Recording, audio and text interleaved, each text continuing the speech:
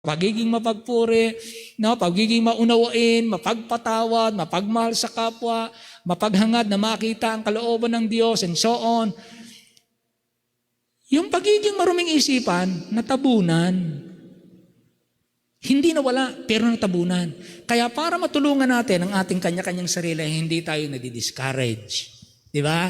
Kapag ka nadi-discourage kayo, at saka ako, conscious ako sa anumang discouraging event, discouraging situation, discouraging condition, discouraging experience, discouraging words na nadinig natin. Very conscious tayo doon. Kaya nadi-discourage ka kasi you are very conscious sa discouraging experience mo. Pero ang gagawin mo ngayon, kaya ka magbabasa ng salita ng Diyos, tapos i-claim mo yung pangako ngayon ng Panginoon, sabi ng Bible, but seek ye first the kingdom of God, and all these things shall be added unto you. I can do all things through Christ which strengtheneth me. Lagi mo yung minememorya, kinakanta mo, nothing is impossible with God. Kumakanta ka ng ganon, Thy word have I hid in my heart, that I might not sin against thee. So nagiging conscious ka sa salita ng Diyos. Again, yung discouraging situation, experience, na narinig mo, naranasan mo, pupunta na naman yung subconscious mind mo. Kaya yung mga Kristiyano, kahit may mga discouraging experiences, bakit sila, napapanatili lang sila excited sa buhay? Bakit yung spirit nila hindi na-down? Bakit may mga Kristiyanong down na ako, siya hindi pa? Bakit ako, apektado na, siya hindi pa? Bakit parang hindi siya naapektuhan? Alam niyo po kung bakit? Meron tayong parenting sa isip. Siya nagsasabing, anak, they that wait upon the Lord shall renew their strength. They shall mount up with wings as eagles.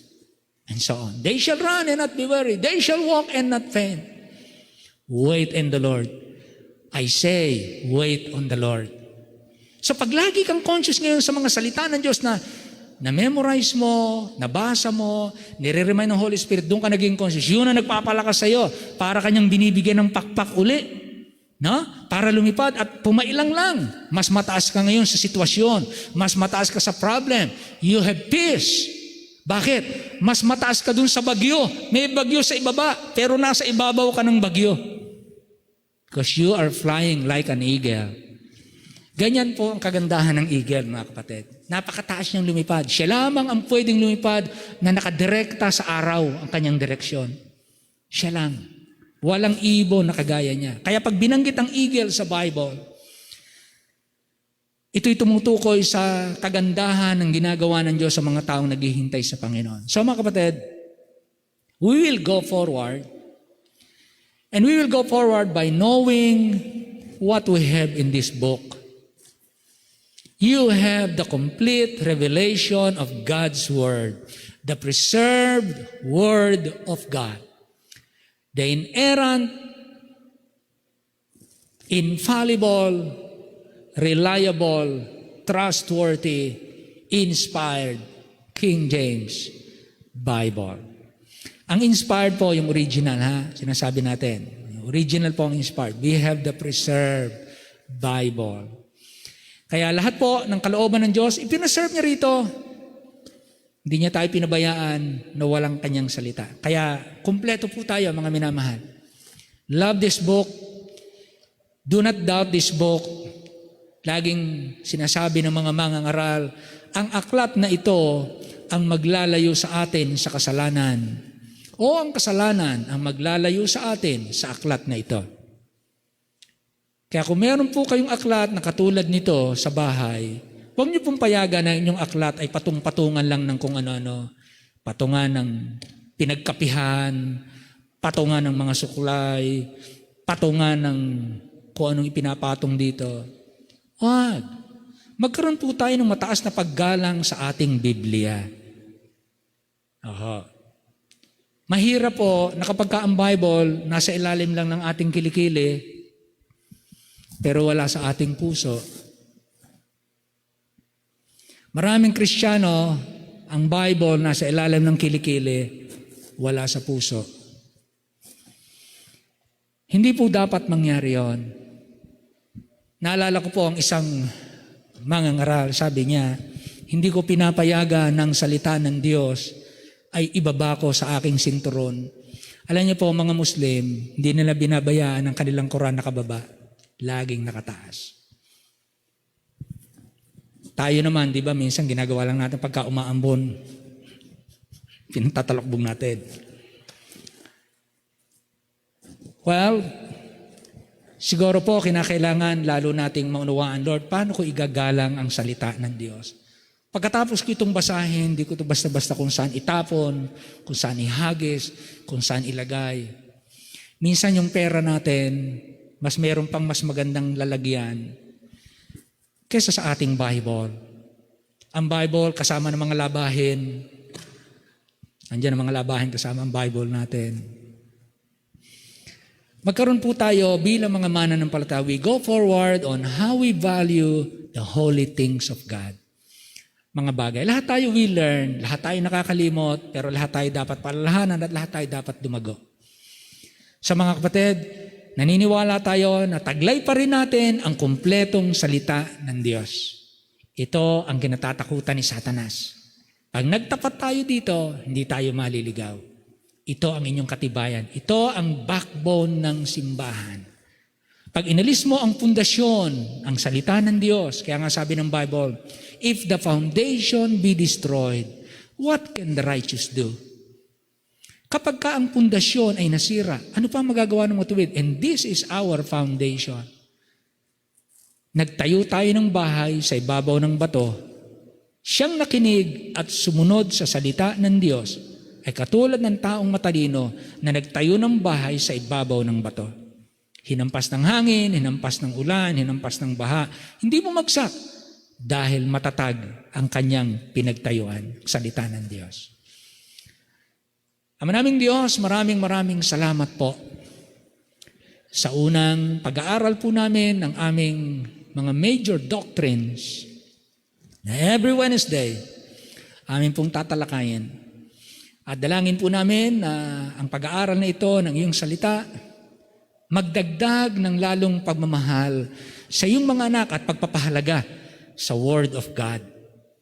Ngayon pong gabi, lalo niyo pong sariwain ang salita ng Diyos na kung kami ay nanlalamig, nagsasawa, tinatamad, matamlay sa pagbabasa ng salita ng Diyos, amin pong tandaan at alalahanin.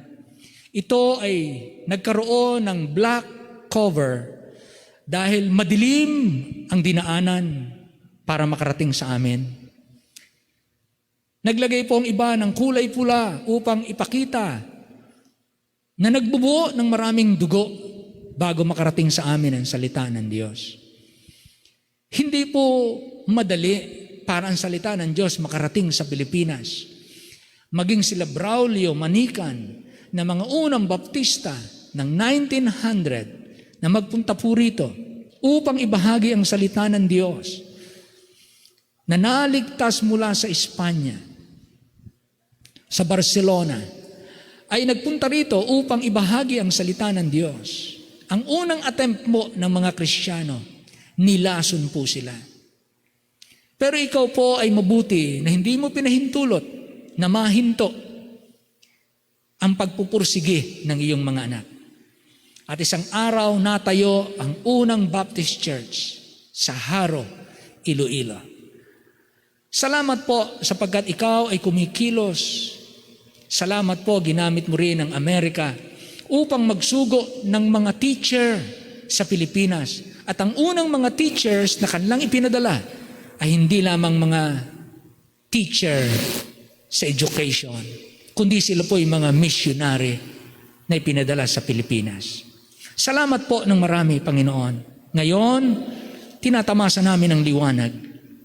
Nai-enjoy namin na kami ay nawala na sa mga Diyos-Diyosan, sa mga maling paniniwala na mga sabi-sabi, mga pagkatakot sa masasamang espiritu, pagkatakot sa kamatayan na hindi namin alam kung anong mangyayari. Pinalaya mo po kami sa maraming mga hindi dapat tanungin, hindi dapat pagtiwalaan, hindi dapat sundin, hindi dapat gawin. At itinuro mo sa amin kung sino ang dapat naming sundin, ano ang dapat naming gawin, kanino kami dapat makinig. Salamat po ang iyong salita nakarating sa amin. Ngayon, ang aming mga anak at ang sali naming lahi, hindi naluluhod sa mga Diyos-Diyos ang bato, kahoy, tanso, pilak o ginto. Sapagkat meron ng Diyos na buhay at tunay na aming kinikilala na siyang lumikha, na nagsugo ng kanyang anak bilang pagmamahal po sa amin upang kami iligtas sa aming mga kasalanan at sa pamamagitan ni Jesus na namatay sa krus. Sino mang mananampalataya ay magkakamit ng kapatawaran at magkakamit ng buhay na walang hanggan. Maraming salamat po sa inyo.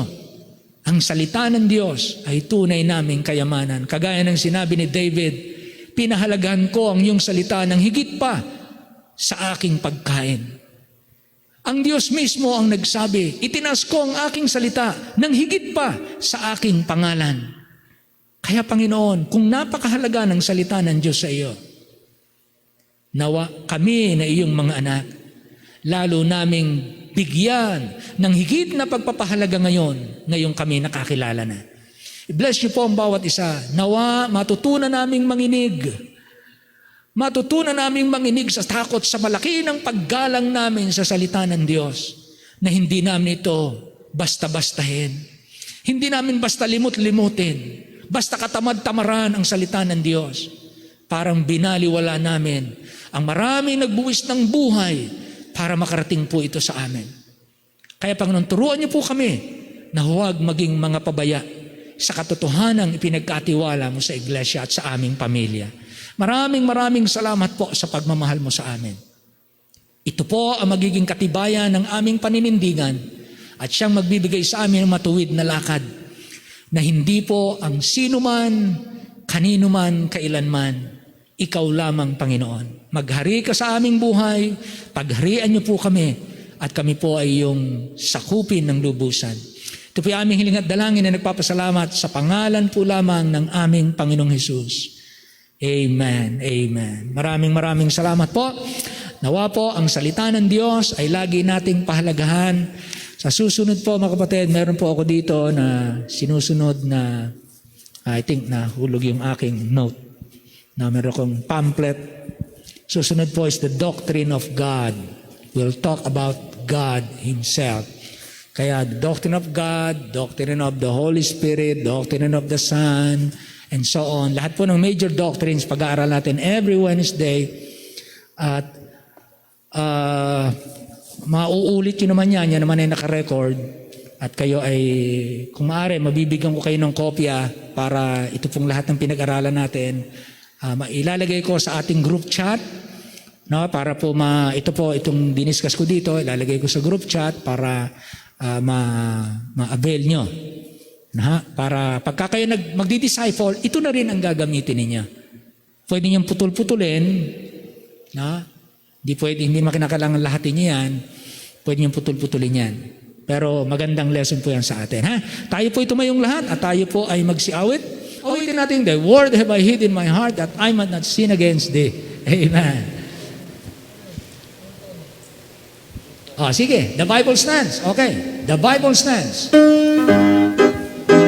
Yan. Everyone sing it out. The Bible stands like a rock mountain amid the raging storms of time. Its pages turning with a light of Bible stands. Bible stands to the hills. This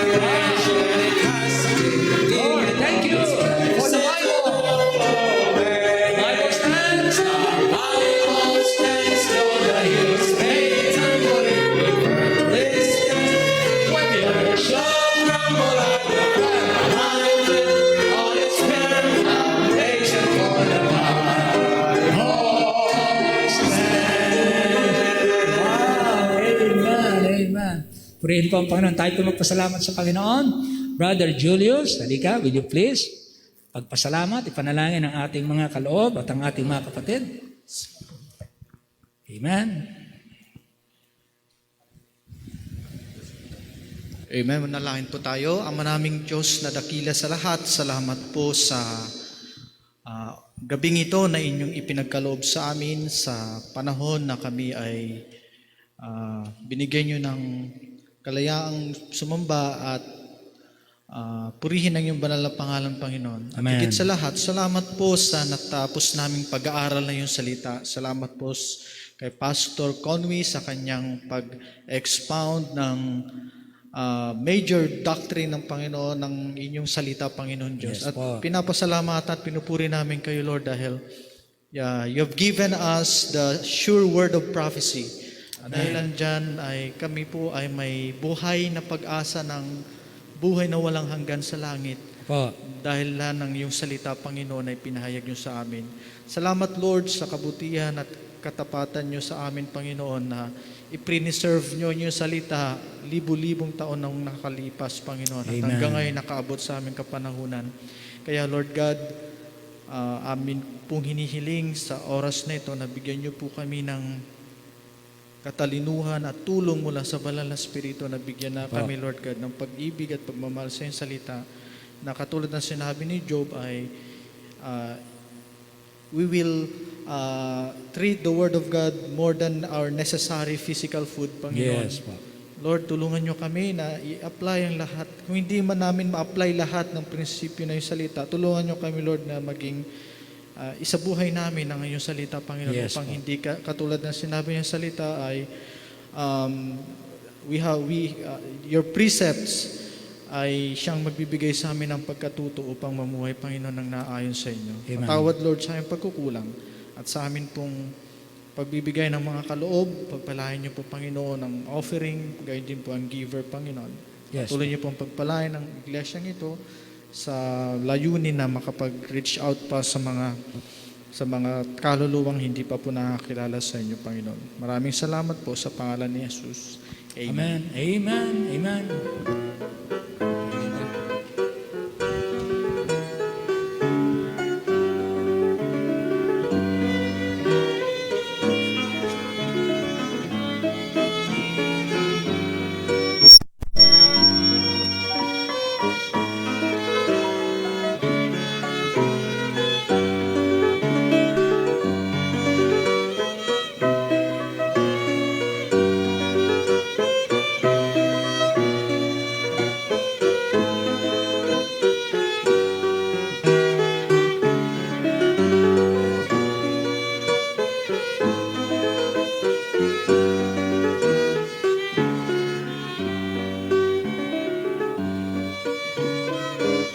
Amen.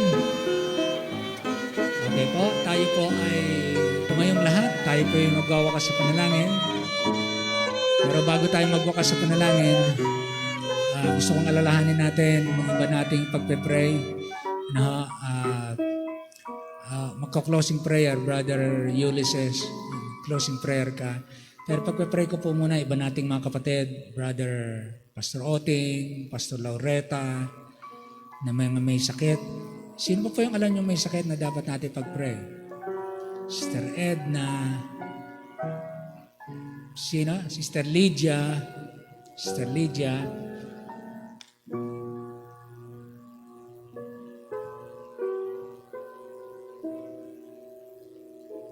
Pastor Laureta po ngayon ay nasa ospital, nahihirapan pong huminga.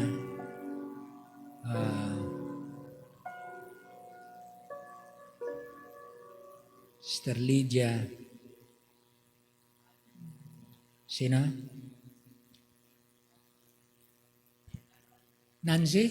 Sister Nancy? Sister Nancy Cruz? Sino yan?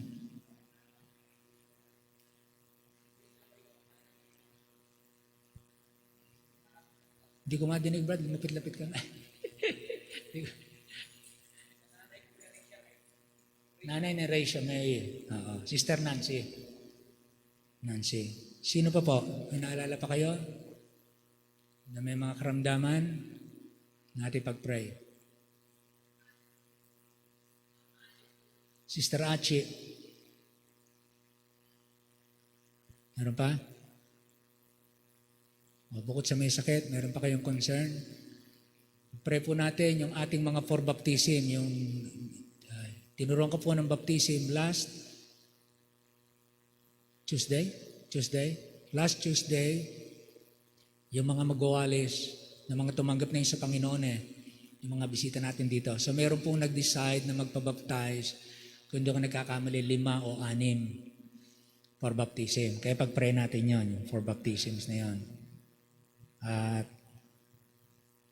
matagal na sila nakakapang, siguro baka may 3 buwan na Kaya pag-pray natin, nawa ay maging lubos ang kanilang plus nag-baptize tayo ng 2 last Sunday.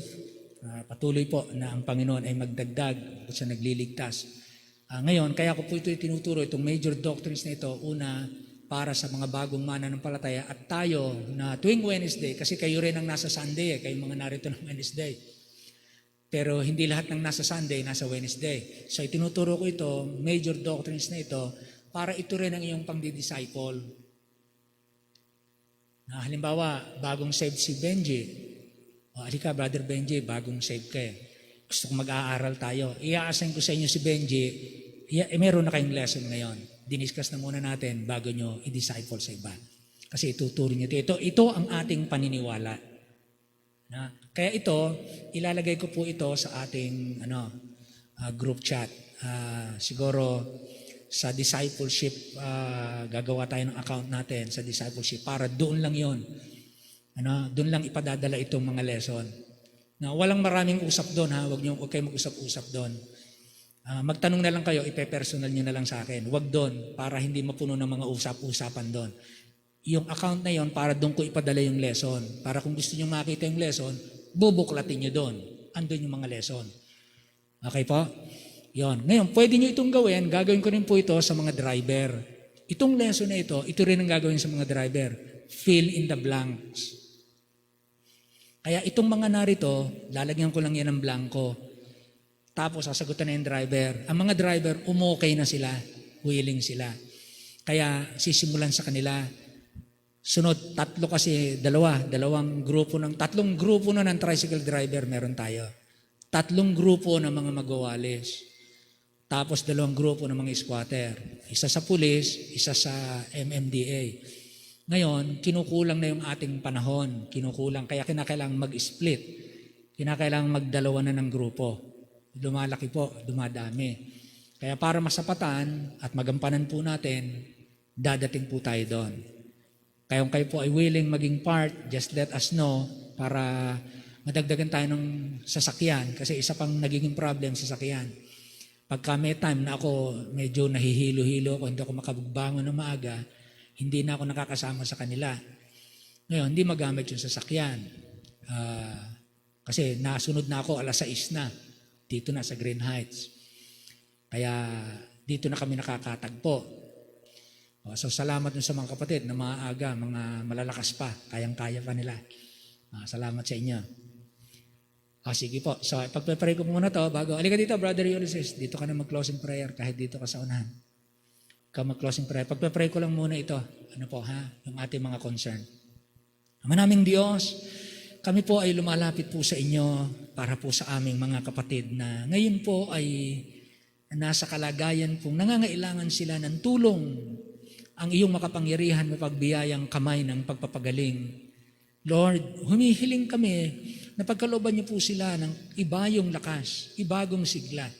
Gumamit ka po, Lord, nagturo ng karunungan. Paano pa mapapabilis ang kanilang recovery, ang kanilang paglakas. Pastor Oting po, dinadalangin namin siya na inyo po siyang aliwin, inyo po siyang pasiglahin ng Espiritu at huwag mawawala ng pag-asa na siya palalakasin mo pa. Biyaan mo po siya, Lord, ng patuloy na kagalakan na laging tumawag sa iyo. At alam po naman namin siya'y nananalangin. Kaya kami man ay kasama niyang nananalangin. Dumadalangin kami. Inyo po siyang ibigay sa kalakasan muli at magpuri sa iyo. Ganon din man po si Pastor Laureta na ngayon po ay nasa ospital na ayon po sa balita ng kanyang may bahay ay ang kanyang paghinga ay hindi nagiging ganun kalaya. Kaya kami po'y dumadalangin sa inyo. Alam po namin, kilala namin ang sipag, tiyaga, pagtatapat ng aming kapatid na ito hanggang sa ngayon. Kaya dalangin namin, Lord, kung ano man ang kalagayan ng kanyang internal organs na sinasabi.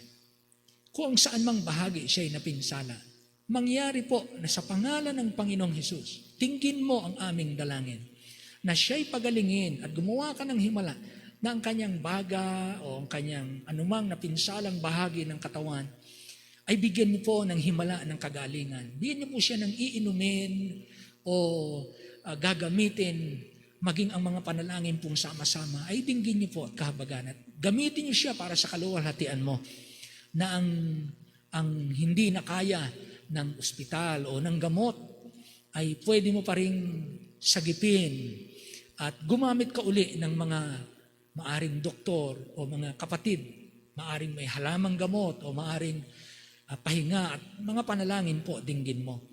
Dumadalangin po kami sa inyo. Ibangon niyo po muli si Pastor Loretta.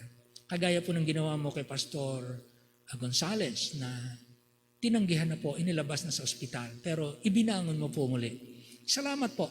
May mga ganitong istorya na lumilikha sa amin ng pag-asa. Dinadalangin po namin sa inyo, Lord, Sister Lydia, sa anumang kanyang karamdaman, i-bless mo po na siya po ay makarecover din. Manumbalik ang kanyang maayos na pakiramdam, ang daloy ng kanyang dugo o yung kanyang hilo o anuman ang kanyang nararamdaman, Lord, pagalingin mo po siya. Kagaya po ni Sister Edna, nagpapasalamat kami na patuloy niyong binibigyan siya ng sigla sa mga taong nagdaan. Siya po'y pinananatili mong malakas, masigasig, buhay na buhay at puno ng pag-asa. Salamat po ng marami. Nawa, madatnan mo na siya sa rapture, Lord. Kahit na po ganyan ang kalagayan, sama-sama po kami. Ganon din po, Sister Nancy, i-bless niyo po na kung ano man ang kanyang karamdaman. Tulungan mo po siya, matugunan ang kanyang pangangailangan, ang kanyang pangangatawan, mabigyan ng kalakasan, masuplayan, Lord, ng energy at ng healing na nagmumula po sa inyo. Ano man ang kakulangan niyang nutrition, maprovidean po at ikaw na po ang gumawa sa kanya para siya makapagpuri po sa iyo at lalong maging mahalin ka at paglingkuran ka. Sister Achi, Lord, isa po sa napakasipag, napakatapat naming kapatid. Inyo po siya, Panginoong, pasiglahin, palakasin. Ilampas mo na po siya, itawid mo po siya sa nararamdaman niya po ngayon at manumbalik po ang kanyang sigla at sigasig. Ang kanyang lakas, yamang siya hanggang sa ngayon, sa kanyang senior years, ay katuwang pa rin namin sa academy. Maraming salamat sa kanyang patotoo at buhay. Lord, dalangin namin na siya'y manatiling masigla. Gumamit ka po ng anuman na pagmamahal, pag-aaruga ng kanyang mga mahal sa buhay. Maging ang mga panalangin po namin, dinggin mo. Maging ang mga pagkain o gamot na kanyang iniinom, magpabigay po sa kanya ng kaginhawahan. Ganon din man po ang mga babautismuhan. This coming Sunday, dinadalangin po namin na hindi lamang yung mga nagpahayag last Tuesday, nawa sa iba pa naming pinagmiministeryohan, meron pa rin mga magpahayag na handa silang sumunod at maging tapat na tagasunod mo, na mga magtatapat. At dalangin po namin na sila'y maalagaan, ma-disciple po sila, mapagpatuloy po lalo kagaya ng aming ginagawa. Salamat po, hindi sila nagsasawa. 4 na beses sa loob ng 1 linggo, sila'y nakikinig ng salita ng Diyos. Salamat po sa kagalakan po ng mga taong ito. Ikaw na rin po ang patuloy na mag-provide ng mga needs sa feeding. Ganon din naman po sa mga Bible study, sa lahat po ng kalagayan ng pamamahala ng iyong salita. Maraming salamat po. Inaalala po namin si Mama Conway. Pagalingin mo po siya sa kanyang naging karamdaman. Ikaw po ang magbigay sa kanya ng hindi na po paglala, kundi patuloy na pong kagalingan. At sino man po, Panginoon, na hindi namin nabanggit sa gabing ito, na miyembro ng simbahang ito unang-una, dinadalangin po namin sa inyo. Kung ano man ang kahilingan namin sa iba, ganun din po ang kahilingan namin sa kanila. Kaya Lord, pagalingin niyo po, madinig namin ang magagandang patotoo ng inyong biyaya at pagpapagaling. Sa mga walang trabaho, hanggang sa ngayon, ikaw po ang magbigay sa kanila ng hanap buhay, karunungan, paano kikita, at biyaya na inyo pong bigyan sila ng magandang paghahanap buhay, pagninegosyo. Ganon din naman po, Panginoon, ang mga estudyante na nag-aaral, katagumpayan sa kanilang pag-aaral, ang mga magulang, Panginoon, patuloy na tiyaga, patuloy na pagmamahal at ang pag-iingat mo sa mga naghahanap buhay, lalo na nga po mga nasa frontline. Ikaw na po mag-ingat sa kanila na hindi sila mahawa, manatili kaming lahat, malulusog, at maging patotoo lagi. Salamat po sa nagdaang anibersaryo na idaos po ng mapayapa, matagumpay, masaya, at ligtas sa anumang mga karamdaman. Maraming salamat po, Panginoon, sa lahat ng mga nakadalo at nagtapat. Dalangin namin na lalo kang mangungusap sa iglesia ito na gagamitin kami kasama po ng mga iglesia sa iba't ibang dako sa loob at labas ng aming bansa. Pakaingatan mo po ang aming mga kapatid na hindi namin nakakasama o mga hindi nakakapagtipon sa kanya-kanyang simbahan. Ikaw na po, Panginoon, magbigay patuloy ng sigasig na hindi mawala ang kanilang mga alab bagamat sila hindi nakakapagtipon ng nagkikita-kita. Pagpalaan niyo po mga pastors at missionaries, ang kanilang sigasig. Salamat po sa magaganda naming nadidinig sa kabila ng pandemya, nakaka-acquire ng property, nasa mga building construction, marami nababaptize. Salamat po maging sa mga ikakasal. Kahit sa pandemya, Lord, meron tagumpay, hindi napipigil ang mga dapat ipagpasalamat. Ang mga nagdiriwang ng kaarawan, ang nagdiriwang ng anniversary. Panginoon, salamat po. Maraming salamat sa inyo. Hindi hadlang ang pandemya na ito upang tumanggap ng mga mabubuting bagay mula sa iyo at lalo kang dakilain sa aming kalagitnaan. We praise you, Lord. We praise you, Lord. We thank you. We love you, Lord. Help us to love you more. Tulungan niyo po kami na lalo ka naming mahalin. Maraming salamat po. I-bless niyo po, Brother Ulysses, sa kanyang pagtuwang sa gawain, kanyang pamilya, maging lahat ng mga kasama po sa feeding, lahat ng deacons, lahat ng mga parents namin, lahat ng mga frontliner, lahat ng mga nag-volunteer, lahat ng mga nagsisikap na dakilain ang iyong pangalan, Lord. Pakaingatan niyo po kaming lahat. Maraming salamat po. Binabalik namin sa pupurit pa salamat. Inaasahan makakasama pa po namin ang aming mga kapatid na may karamdaman sa pangalan po lamang ng aming Panginoong Hesus. Amen. Amen. Brother Yul.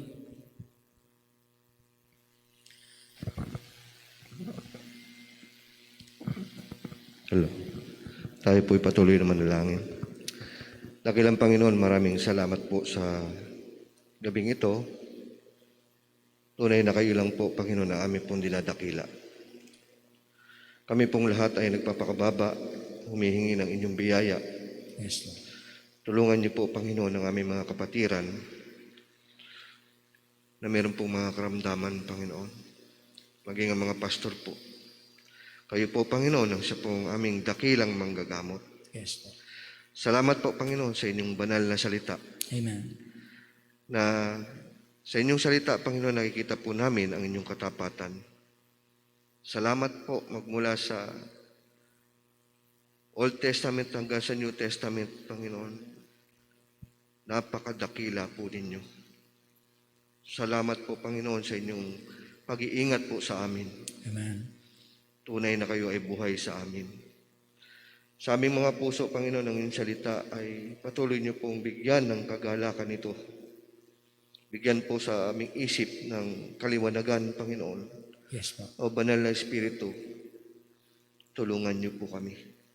Kayo lamang po ang amin pong inaasahang magpapaunawa nito sa aming mga isip at puso. Amen.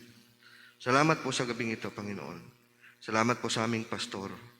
Patuloy niyo po siyang bigyan ng inyo pong katalinuhan na nagmumula sa inyo. Salamat po sa ibinigay niyo po sa kanyang ministeryo, Panginoon, na magkaroon po kami ng mga lesson, Panginoon.